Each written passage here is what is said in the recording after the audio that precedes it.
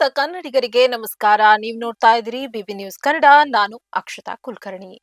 ವಾರದಲ್ಲಿ 5 ದಿನ ಕೆಲಸದ ವ್ಯವಸ್ಥೆ ಕೂಡಲೇ ಜಾರಿಗೊಳಿಸಬೇಕು ಎಂದು ಒತ್ತಾಯಿಸಿ ಬ್ಯಾಂಕ್ ನೌಕರರು ಇಂದು ರಾಷ್ಟ್ರವ್ಯಾಪಿ ಮುಷ್ಕರ ನಡೆಸಲು ನಿರ್ಧರಿಸಿದ್ದಾರೆ. ಇದರಿಂದಾಗಿ ಗ್ರಾಹಕರಿಗೆ ಹಲವು ಸೇವೆಗಳಲ್ಲಿ ವ್ಯತ್ಯಯ ಉಂಟಾಗುವ ಸಾಧ್ಯತೆ ಇದೆ. ಜನವರಿ 23ರಂದು ಮುಖ್ಯ ಕಾರ್ಮಿಕ ಆಯುಕ್ತರೊಂದಿಗೆ ನಡೆದ ಸಂಧಾನ ಸಭೆ ಯಶಸ್ವಿಯಾಗದ ಹಿನ್ನೆಲೆಯಲ್ಲಿ ಬ್ಯಾಂಕ್ ಸಂಘಟನೆಗಳ ಸಂಯುಕ್ತ ವೇದಿಕೆ ಈ ಮುಷ್ಕರಕ್ಕೆ ಕರೆ ನೀಡಿದೆ.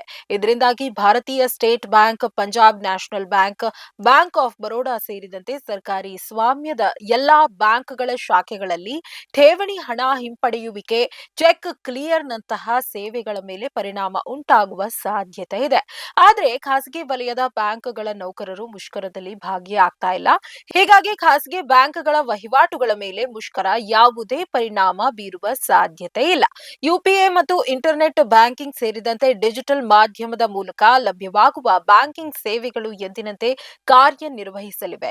ಎಟಿಎಂಗಳಲ್ಲಿ ಹಣದ ಕೊರತೆ ಎದುರಾಗಲಿದ್ದು, HDFC bank, ICICI bank, Axis bank ಸೇರಿದಂತೆ ಖಾಸಗಿ ವಲಯದ ಬ್ಯಾಂಕ್ಗಳ ನೌಕರರು ಮುಷ್ಕರದಲ್ಲಿ ಭಾಗವಹಿಸಿಲ್ಲ.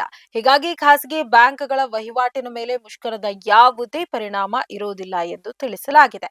ಎಲ್ಲಾ ಶನಿವಾರಗಳನ್ನ ರಜಾ ದಿನಗಳನ್ನಾಗಿ ಘೋಷಿಸುವ ಕುರಿತು ಇಂಡಿಯನ್ ಬ್ಯಾಂಕ್ ಅಸೋಸಿಯೇಷನ್ಸ್ ಮತ್ತು ಯುಎಫ್ಬಿಯು ನಡುವೆ 2024ರ ಮಾರ್ಚ್ನಲ್ಲಿ ನಡೆದ ವೇತನ ಪರಿಷ್ಕರಣೆ ಚರ್ಚೆಗಳ ಸಂದರ್ಭದಲ್ಲಿ ಒಪ್ಪಂದವಾಗಿತ್ತು. ಆದರೆ ಸರ್ಕಾರವು ಈ ಬೇಡಿಕೆಗೆ ಸ್ಪಂದಿಸ್ತಾ ಇಲ್ಲ ಎಂದು ಅಖಿಲ ಭಾರತ ಬ್ಯಾಂಕ್ ಅಧಿಕಾರಿಗಳ ಒಕ್ಕೂಟದ ಪ್ರಧಾನ ಕಾರ್ಯದರ್ಶಿ ರೂಪಂ ರಾಯ್ ಹೇಳಿದ್ದಾರೆ.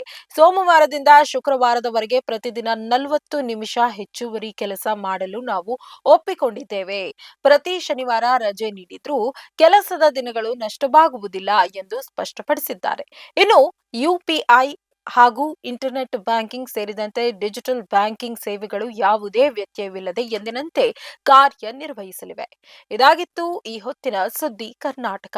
ಸಮಗ್ರ ಸುದ್ದಿಗಳಿಗಾಗಿ ಸದಾ ಗಮನಿಸಿ ಬಿಬಿ ನ್ಯೂಸ್ ಕನ್ನಡ. ಇದು ಕನ್ನಡಿಗರ ಪ್ರತಿಧ್ವನಿ.